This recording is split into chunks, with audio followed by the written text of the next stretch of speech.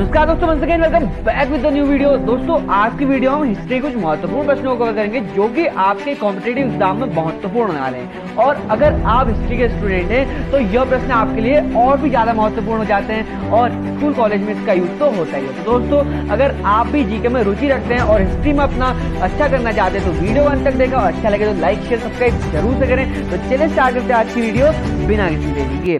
तो दोस्तों आज के टॉपिक का हमारा पहला प्रश्न कहता है 17 मार्च 1527 ईस्वी में राणा सांगा और बाबर के बीच कौन सा युद्ध हुआ था।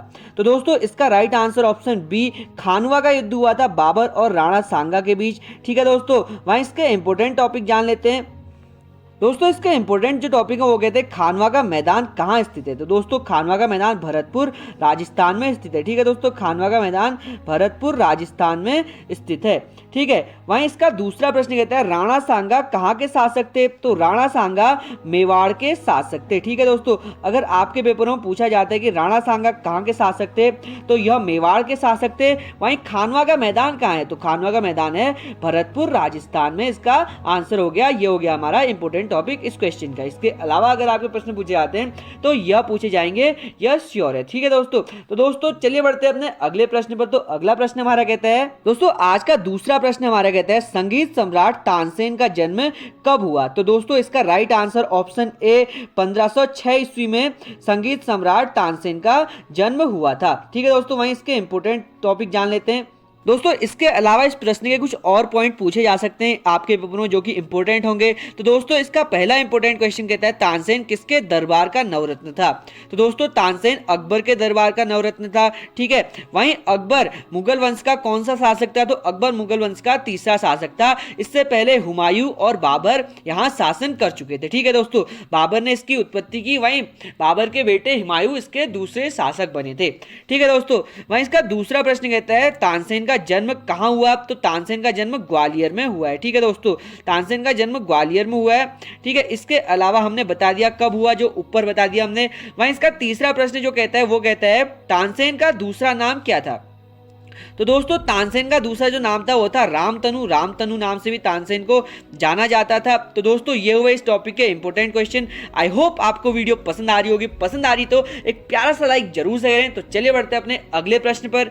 तो हमारा अगला यानी कि तीसरा प्रश्न कहता है बीरबल के बचपन का नाम क्या था। तो दोस्तों बीरबल के बचपन का नाम था महेश दास। हमने अकबर बीरबल देखा है, उसमें भी अकबर की जो बीरबल की जो माँ होती है उसे महेश नाम से बुलाती है। तो बीरबल का जो बचपन का नाम था वो था महेश दास। ठीक है दोस्तों, वहीं इसके इंपॉर्टेंट क्वेश्चन जान लेते हैं। तो इसके इंपॉर्टेंट क्वेश्चन कहते हैं तो इसके प्रश्न के अलावा इसके इंपॉर्टेंट जो टॉपिक है वो कहते हैं बीरबल का जन्म कब और कहां हुआ था।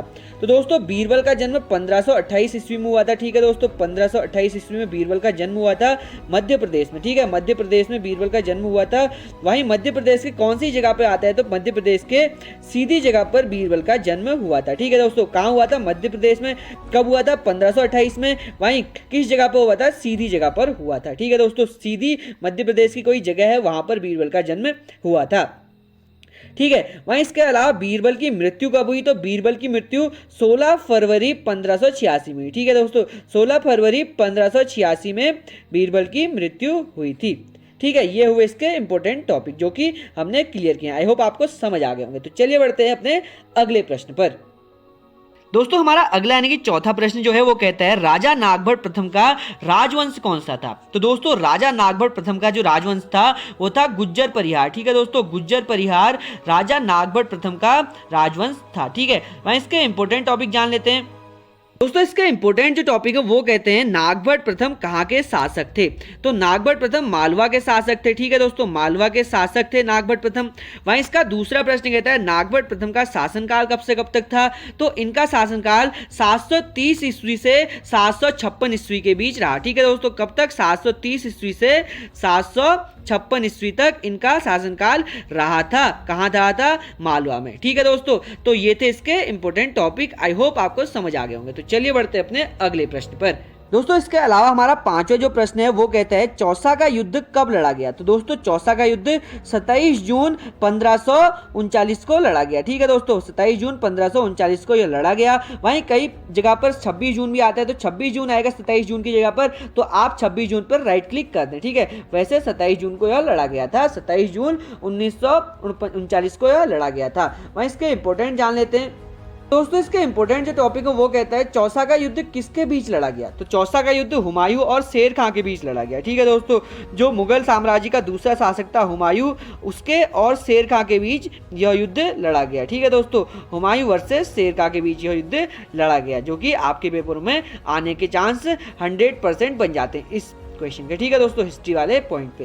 तो दोस्तों चलिए बढ़ते हैं अपने अगले प्रश्न पर। तो अगला प्रश्न हमारा कहता है, हमारा क्वेश्चन छठा कहता है सिख समाज की स्थापना किसने की। तो दोस्तों इसका आंसर है गुरु नानक। ठीक है दोस्तों, गुरु नानक ने सिख समाज की स्थापना की। ठीक है, इसी कारण गुरु नानक को सिखों का गुरु माना जाता है। ठीक है, इसके अलावा इसके इंपोर्टेंट जान लेते हैं। दोस्तों इसके इंपोर्टेंट टॉपिक कहते हैं सिख समाज में कितने गुरु थे। तो सिख समाज में कुल 10 गुरु थे। ठीक है दोस्तों, सिख समाज में कुल 10 गुरु थे। इसके अलावा इसका अगला प्रश्न कहता है गुरु नानक का जन्म कब हुआ। तो दोस्तों गुरु नानक का जन्म 15 अप्रैल 1469 में हुआ। वहीं यह सिख समाज के पहले गुरु थे। ठीक है दोस्तों, जो सिख समाज के फर्स्ट गुरु थे वो थे गुरु नानक, जिन्होंने सिख समाज की स्थापना की। ठीक है, सिख समाज की स्थापना किसने की? गुरु नानक ने। ठीक है, वहीं गुरु सिख समाज में कितने गुरु थे? तो 10 गुरु थे। वहीं सिख समाज के पहले गुरु कौन थे? तो वह गुरु नानक थे। ठीक है, गुरु नानक थे। वहीं सिख समाज के प्रथम गुरु के डेट ऑफ बर्थ क्या है? तो वो है 15 अप्रैल 1469। ठीक है दोस्तों, तो ये हुआ हमारा प्रश्न, इंपोर्टेंट टॉपिक प्रश्न के। ठीक है दोस्तों, तो चलिए बढ़ते हैं अपने अगले प्रश्न पर। तो दोस्तों हमारा अगला यानी कि 7वां प्रश्न कहता है आहड़ सभ्यता को क्या माना जाता है। तो दोस्तों आहड़ सभ्यता को ताम्रयुगीन माना जाता है। ठीक है दोस्तों, ताम्रयुगीन सभ्यता आहड़ सभ्यता कहलाती है। ठीक है, वहीं इसके इंपोर्टेंट जान लेते हैं। तो दोस्तों इसके इंपोर्टेंट टॉपिक जो है वो कहते हैं ताम्र युग कब से कब तक चला। तो ताम्र युग 3500 ईस्वी पूर्व से 1200 ईस्वी पूर्व तक चला। ठीक है दोस्तों, ताम्र युग 3500 ईस्वी पूर्व से 1200 ईस्वी पूर्व तक चला था।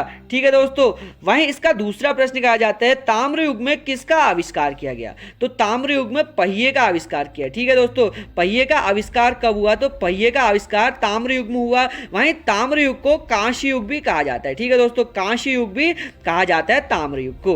ठीक है दोस्तों आज का हमारा 8वां प्रश्न कहता है कालीबंगा सभ्यता किस नदी के किनारे फैली है।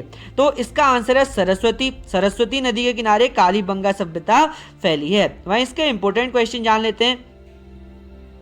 दोस्तों इसका इंपोर्टेंट टॉपिक कहता है, यानी कि हमारे 8वें प्रश्न का इंपोर्टेंट टॉपिक कहता है कालीबंगन की खोज 1951 में अमलानंद घोष ने की थी। ठीक है दोस्तों, किसने की थी? तो अमलानंद घोष ने इसकी खोज की थी। ठीक है, कब की थी? 1951 में की थी। वहीं अमलानंद घोष 1953 से 1968 के बीच भारतीय पुरातत्व सर्वेक्षण के निर्देशक भी रहे। ठीक है दोस्तों, 1953 से 1968 के बीच भारतीय पुरातत्व सर्वेक्षण के निरीक्षक भी रहे थे। ठीक है दोस्तों, वहीं अमलानंद ने पंचमणि, तक्षशिला, अरिकामेडु, हड़प्पा में अपनी जांच के लिए भी प्रसिद्धि पाई है। ठीक है दोस्तों, इन्होंने पंचमणि, तक्षशिला, मेडू और हड़प्पा में अपनी जांच के लिए भी प्रसिद्धि पाई है। ठीक है दोस्तों, जो अमलानंद है उनको इन जांचों के लिए भी प्रसिद्ध माना जाता है। ठीक है दोस्तों, ये हुआ इसका इंपोर्टेंट टॉपिक। ठीक है, तो चलिए बढ़ते हैं अपने अगले प्रश्न पर। दोस्तों आज का हमारा 9वां प्रश्न कहता है 1787 ईस्वी पूर्व में टीपू सुल्तान की राजधानी कहाँ थी। तो इसका आंसर है श्रीरंगपत्तनम में उनकी राजधानी थी। ठीक है दोस्तों, कहाँ थी? श्रीरंगपत्तनम में। ठीक है, श्रीरंगपत्तनम में उनकी राजधानी स्थित थी। ठीक है, वहीं इसके इंपोर्टेंट क्वेश्चन कहते हैं टीपू सुल्तान की तलवार में क्या लिखा था। तो टीपू सुल्तान की तलवार में शासक की तलवार लिखा था। ठीक है दोस्तों, अगर आपके पेपर में पूछा जाता है कि टीपू सुल्तान की तलवार में क्या लिखा गया था, तो उनकी तलवार में शासक की तलवार लिखा गया था। ठीक है, इसके अलावा टीपू सुल्तान किस देश के राजा थे। तो दोस्तों टीपू सुल्तान मैसूर राज्य के शासक थे। ठीक है, इनके पिता यहाँ कर्मचारी के रूप में काम करते थे, लेकिन इन्होंने अपने दम पर इस साम्राज्य को जीता था और यहाँ के शासक भी बने थे। आप जान सकते हैं कि आप टीपू सुल्तान किस तरह के शासक होंगे। तो दोस्तों ये था इसका इंपोर्टेंट टॉपिक। तो दोस्तों अब बढ़ जाते हैं आज के आखिरी प्रश्न पर। तो दोस्तों आज का आखिरी यानी कि 10वां प्रश्न कहता है हड़प्पा की खोज कब हुई। तो दोस्तों हड़प्पा की खोज 1921 ईस्वी में हुई। ठीक है दोस्तों, 1921 ईस्वी में हड़प्पा सभ्यता की खोज हुई। ठीक है, हड़प्पा सभ्यता की खोज 1921 में हुई। वहीं इसके इंपोर्टेंट टॉपिक कहते हैं कहते हैं हड़प्पा का क्षेत्रफल क्या है। तो हड़प्पा का क्षेत्रफल है 12,99,660 किलोमीटर। इसका क्षेत्रफल है कितना है, 12,99,660 किलोमीटर। ठीक है, वहीं इसका दूसरा प्रश्न कहता है हड़प्पा और मोहनजोदड़ो के बीच दूरी क्या है। तो हड़प्पा और मोहनजोदड़ो के बीच दूरी है 670 किलोमीटर। ठीक है, 670 किलोमीटर इन दोनों के बीच दूरी मानी जाती है। तो दोस्तों ये हुए हमारे आज के कुछ महत्वपूर्ण प्रश्न। आशा करता हूं कि आपको वीडियो पसंद आया होगा। अगर पसंद आया तो लाइक शेयर सब्सक्राइब जरूर से करें। मिलता है आपसे अगली वीडियो में। बहुत बहुत धन्यवाद।